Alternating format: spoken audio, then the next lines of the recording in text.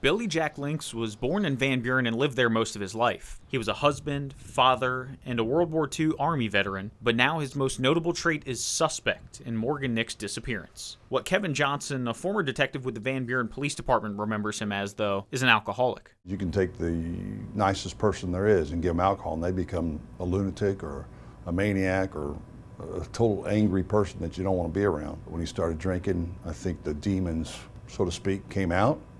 And he did the things he shouldn't have done. Johnson first crossed paths with Lincks back in 1984, arresting him for driving while under the influence. Alcohol negatively altering Lincks' life even more on August 29, 1995, 2 months after Nick's disappearance. According to court documents, after drinking a fifth of rum, Lincks drove to a Sonic on the corner of 5th and Broadway streets in Van Buren and pulled up to a group of 5 kids who were eating their meal against a wall at the fast food chain. Lincks offered the 4 boys money to walk away, attempting to lure an 11-year-old girl into his infamous 1986 red Chevrolet. The young girl ran away, screaming and crying to call the cops, who showed up looking for clues as to who was behind the crime. Yeah, on the telephone pole, of course, was a red from his truck, pieces of maybe his truck, pieces of wood, things of that nature, what he was wearing from the description of the young girl. Johnson brought in Lincks for an interview the following day to get his side of the story. He was never combative. He was never argumentative, anything like that. He, to me, kind of was easygoing, so to speak, when you're around him, with him, when you arrest him.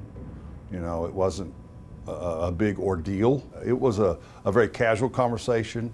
It wasn't like there was any rub against each other. Lincks, despite claiming he was too drunk to remember many details from the incident, happened to recall what he did before going to Sonic, descriptions of what the children looked like, offering the kids money, and hitting a pole when he tried to speed away from the scene. But when Johnson asked him what he talked about with the young girl, Lincks claimed he couldn't remember. He did remember it. He was just withholding that because of the seriousness of the moment. It took 1 day for a Crawford County Circuit Court to find Lincks guilty of sexual solicitation of a child.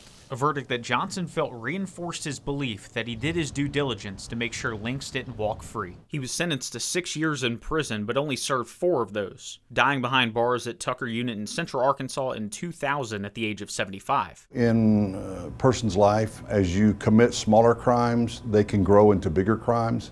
I think maybe that's where we ended up with Billy Jack Lincks. Johnson, now a pastor of 26 years at Home Church in Barling, is a man of faith, believing in the afterlife. The ultimate purpose was to seek and to save. But he's unsure of where Lincks may be today. Hard for me to say because I'm not the judge. Everyone who passes this life, if you're related to them, no matter what, you have hope. And certainly their hope is for him, and maybe he turned his life around in prison. We don't know. Certainly that's always the hope, and certainly that's what we look at most people. You know, they hope that their life is in Christ.